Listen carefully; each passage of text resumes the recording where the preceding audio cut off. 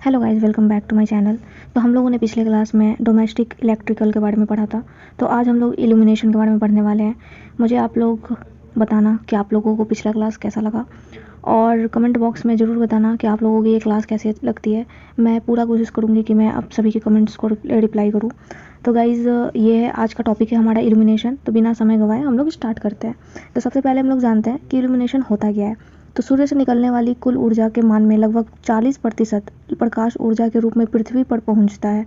जो मतलब अगर सरल और साधारण भाषा में अगर हम लोग समझेंगे तो इल्यूमिनेशन का मतलब है कि प्रकाश के बारे में बात हो रहा है। अगर कभी भी इल्यूमिनेशन का बात है तो हम लोग समझेंगे कि प्रकाश के बारे में बात हो रहा है, और सूर्य से निकलने वाली किरणें के बारे में, जो सूर्य से निकलने वाली किरणें के बारे में, प्रकाश के बारे में, या फिर बल्ब से निकला हुआ प्रकाश जो निकलता है, लाइट, उसके बारे में, मतलब लाइट के बारे में बात हो रही है। ये हमें एकदम समझ जाना चाहिए इल्यूमिनेशन के नाम से ही।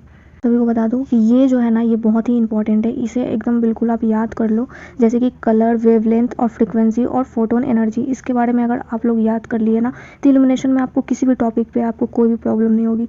तो सबसे पहले हम लोग जानेंगे कि वेलवेट का वेवलेंथ क्या होता है। तो 380 से लेकर 420 nm, और फ्रीक्वेंसी इसकी 705 से लेकर 789 THz में है। और फोटोन एनर्जी आप देख सकते हो। ये अगर मैं कितना भी बताऊं तो इसमें मतलब सारा टाइम निकल जाएगा। आप इसका स्क्रीनशॉट ले सकते हो और इसको आप पहले याद कर लेना। तो बिना टाइम गवाए हम लोग वन लाइनर पे ध्यान देंगे, क्योंकि बेसिक चीज़ों के लिए अब टाइम नहीं है हमारे पास, क्योंकि एग्जाम नज़दीक आने वाला है। तो अब हम लोग बेसिक चीज़ों को तो देख चुके हैं। अगर आप लोग नहीं सहमत हो शायद, तो चलो मैं 2-3 लाइन और भी मैं बता दूँ।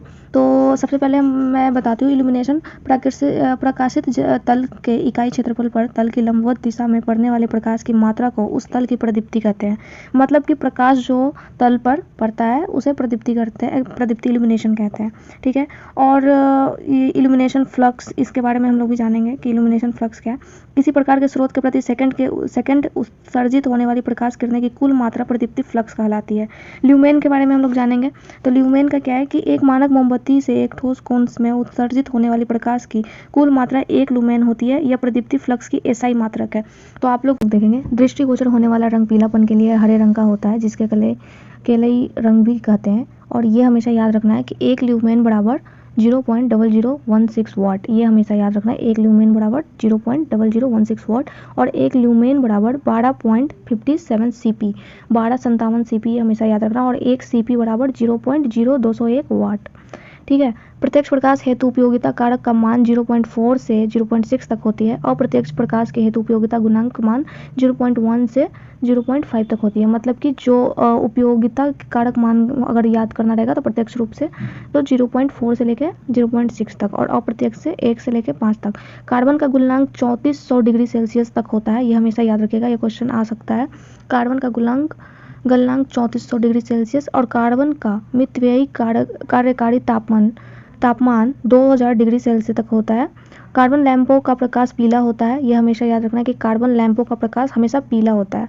टंगस्टन तंतु में शुद्ध फिलामेंट का गलनांक 3370 डिग्री सेल्सियस। टंगस्टन तंतु में शुद्ध फिलामेंट का गलनांक 3370 डिग्री सेल्सियस होता है। गैस भरे लैंपों में 0.6 प्रति सेकंड विद्युत शक्ति खर्च होती है, और कार्बन हेतु लैंपों में 3 से 4 वाट प्रति सेकंड खर्च होती है। मतलब गैस से भरे होता है 0.6 प्रति सेकंड कैंडल विद्युत शक्ति खर्च होती है, और गैस से भरे में 0.6 प्रति सेकंड। कार्बन तंतु लैंपों में 3 से 4 वाट प्रति सेकंड खर्च होती है, और निर्वात लैंपों में 1.2 वाट प्रति सेकंड खर्च होती है। ये हमेशा। तो हम लोग दूसरे क्वेश्चन पे आते हैं कि निम्नलिखित में से किस उद्देश्य से कम वोल्टेज वाले लैंपों का उपयोग किया जाता है। कम वोल्टेज वाले लैंपों का उपयोग किस उद्देश्य से किया जाता है। स्वचालित वाहनों के प्रकाश व्यवस्था में। तो ये आपको यहीं पर रुक जाना है। जहाँ कम वोल्टेज की बात आ रही है तो स्वचालित वाहनों मतलब गाड़ियों में, मोटरसाइकिलों में, जो गाड़ी के पीछे जो है जो रेड लाइट लगी रहती है उसमें, मतलब कम वोल्टेज वहीं एक जगह है जहाँ पे उसका प्रयोग किया जाए। ना कि स्टेडियम में नहीं हो सकता है, बड़े आकार के प्रकाश व्यवस्था में भी नहीं हो सकता है, औद्योगिक प्रकाश व्यवस्था में भी नहीं हो सकता है। ये जहाँ आपको स्वचालित वाहनों अगर दिख जाए तो आपको यहीं पे मारना है। दूसरा हम लोग क्वेश्चन देखते हैं, किसी हेलोजन फल्ड लैंप का वाइजर से बना होता है। किस चीज़ का? माइका, पॉलीकार्बोनेट, सिलिका या कांच। तो मुझे तो ऐसा लगता है कि गाइस कांच होगा, लेकिन देखते हैं। तो गाइस ये कांच ही होगा, आप देख सकते हो 5 का सी होगा। तो अब हम लोग दूसरे क्वेश्चन पे आते हैं। प्रकाश का रंग निर्भर करता है किस पे? तरंग दैर्ध्य पे। ठीक है, ये हमेशा याद रखना है। नहीं सॉरी, प्रकाश की गति पे। ठीक है, तो गाइस मैं आप लोगों को कुछ महत्वपूर्ण बातें भी बता दूं कि ये जो पिक्चर है, आपको ये पिक्चर भी याद करना पड़ेगा, बहुत ही इंपॉर्टेंट ये पिक्चर भी आ सकता है। तो आप ये चित्र को याद कर लो, ये इसका ये जो चित्र है ये फ्लैशर का चित्र है। ठीक है, ये हमेशा आप याद रखना। इसमें क्वेश्चन दिया हुआ भी है कि फ्लैशर बल्ब कौन सा है, तो ये फ्लैशर बल्ब है। इसको हमेशा आप याद रखो, अच्छे से बिल्कुल याद करना पड़ेगा। और ये आपको मैंने बताया था कि हर प्रकाश का जितना भी फ्रीक्वेंसी और उसका कार्यकाल है, ये सारी चीज़ें याद करना पड़ेगा। एज आई सेड कि आपको पिक्चर भी याद करना पड़ेगा, तो आपको ये पिक्चर भी आपको अच्छे से याद कर लो। ये पिक्चर कौन सी है, तो अब हम लोग देखेंगे 99 का। थोड़ा सा मुझे कन्फ्यूजन हो रहा है, 99 का ये कैथोड तंतु। ठीक है, ये कैथोड तंतु है, आप लोग इसको याद कर लो अच्छे से बिल्कुल। ठीक है, तो इसी तरीके से हम लोग और भी क्वेश्चन देखेंगे, जो इंपॉर्टेंट क्वेश्चन है उन सब चीज़ों को देखेंगे। चमक को रोकने के लिए वस्तु को दूर से देखना चाहिए या वस्तु को लगातार दूर हटा करना चाहिए, या वस्तु के पास जाकर देखना चाहिए, या देखने वाले लगातार चलते रहना चाहिए। तो ये बताओ, बहुत ही इजी क्वेश्चन है, इसको आप लोग कमेंट बॉक्स में बताना। गैस डिस्चार्ज लैंप के लिए कुछ समय रुकने के बाद पूर्ण तेज रोशनी से जलता है। अन्य की तुलना में निम्नलिखित लैंप में से किस लैंप या अन्य की तुलना में अधिक समय तक रुकावट देती है? Tube lamp, mercury vapour lamp, या सोडियम वेपर लैंप, या नियोन? नियोन तो होगा नहीं गाइस। ठीक है, जैसा कि आप सभी बहुत अच्छे से जान चुके हो कि नियोन नहीं होने वाला है, तो सोडियम वेपर लैंप। तो गाइस अब हम लोग दूसरे क्वेश्चन पे पढ़ते हैं। ट्यूबलाइट में चौक व कार्य को प्रेरित करना है किसमें? निम्न वो वोल्टेज व धारा सीमित करना और निम्न वोल्टेज और धारा बढ़ाना, या उच्च वोल्टेज व धारा सीमित करना, उच्च वोल्टेज व धारा बढ़ाना? तो इसका आंसर क्या होगा गाइस, आप लोग बताओ। उच्च वोल्टेज व धारा सीमित करना। निम्नलिखित में से कौन सा लैंप एक वर्णीय प्रकाश देगा? Sodium vapour lamp, mercury vapour lamp, या ट्यूबलाइट, या GLS? तो आप लोग बताओ इसका क्या होगा? Sodium vapour lamp. 0 वाट के लैंप में विद्युत खपत कितनी होती है? ये आप लोग कमेंट बॉक्स में बताओ, बहुत ही इजी क्वेश्चन है और ये बहुत जगह ऑब्जेक्टिव और मेरे सेट में भी बहुत जगह आया हुआ है ये क्वेश्चन, और शायद ये उसकी मतलब 95% गारंटी है कि ये क्वेश्चन जरूर आएगा। तो आप लोग कमेंट बॉक्स में इसका आंसर जरूर बताना, बिना देखे, बिना चीटिंग किए। जब सोडियम वेपर लैंप का स्विच ऑन कर दिया जाए तो यह किस पे उपस्थिति के कारण लाल रंग प्रदान करेगा? मैग्नीशियम, आर्गन, नियोन, या कार्बन? आप लोग बताओ। तो इसका होगा नियोन। सोडियम वेपर लैंप की ट्यूब में भरा जाता है सोडियम पावर नियोन गैस। तो आप लोगों को यहीं पर रुक जाना है। सोडियम वेपर लैंप के ट्यूब में भरा जाता है sodium powder plus neon gas. ठीक है, शायद मेरा कंफ्यूजन हो सकता है, लेकिन नहीं, बिल्कुल सही है 16 का ये। तो हैलोजन लैंप में फिलामेंट काम करता है टंगस्टन, नाइक्रोम, यूरेका, या मैग्नीन? ये इसका आंसर आप लोग बताओ। 17 का क्या होगा? ए, टंगस्टन। ठीक है, हैलोजन लैंप में फिलामेंट काम करता है टंगस्टन। ठीक है, तो प्रकाश का रंग किस पे निर्भर करता है? तो तरंग दैर्ध्य पे भी और आवृत्ति पे भी, दोनों पर। ठीक है, आप देख सकते हो 6 का डी। अब हम लोग बात करेंगे शीत कैथोड डिस्चार्ज का अन्वेषण विधि का उपयोग इनमें से किस में किया जाता है? तो CFL, मरकरी वेपर लैंप, या सोडियम वेपर लैंप, या नियोन लैंप? तो मुझे तो लगता है कि नियोन होगा। देखिए नियोन ही है, नियोन लैंप पर। नियोन साइन नली के 12 मिमी व्यास में से प्रवाहित होने वाली धारा होती है 1 मिली एम्पियर, 10 मिली एम्पियर, या 20 मिली एम्पियर, या 50 मिली एम्पियर? मुझे लगता है कि 20 मिली एम्पियर। हाँ बिल्कुल सही जवाब है, 20 मिली एम्पियर होता है। एक कॉम्पैक्ट फ्लोरोसेंट लैंप CFL का औसत कार्यकाल कितना होता है? आप लोग ये कमेंट बॉक्स में बताओ, मैं नहीं बताने वाली हूँ। और प्रदीप्ति लैंप के लिए एक अलग प्रकार का स्टार्टर व सॉकेट की जरूरत पड़ती है, वो क्या कहलाता है? तत्काल स्टार्टर, या ब्लास्टर, या त्वरित स्टार्टर, या प्री हीट? तो आप लोग बताओ इसका क्या होगा? 11 का डी, प्री हीट। ठीक है, और आप बात अगर किसी को कन्फ्यूजन हो रहा है किसी भी क्वेश्चन में, तो आप लोग जरूर कमेंट बॉक्स में बताना। ठीक है, CFL का कार्यकाल आप लोगों में पहले भी बता रखी हूँ कि सबसे अधिक होता है। ठीक है, जो हमारे घर में भी लगता है CFL है किसमें? आप लोग ये बताओ, कमेंट बॉक्स में बताओ। चमक पैदा होती है सभी में, लैंपों की ऊंचाई बढ़ाने पर भी, डिफ्यूजर्स का प्रयोग करके भी, और प्रकाश के विशिष्ट कोण पर काटने के लिए प्रयोग होने वाली रिफ्लेक्टर पर भी। लैंप पर एक रिफ्लेक्टर लगाया जाता है चमक को रोकने के लिए, बेहतर प्रदीप्ति के लिए, लैंप उत्सर्जित करने के लिए, सुरक्षित करने के लिए। क्या होगा इसका आंसर? तो ये सभी होंगे।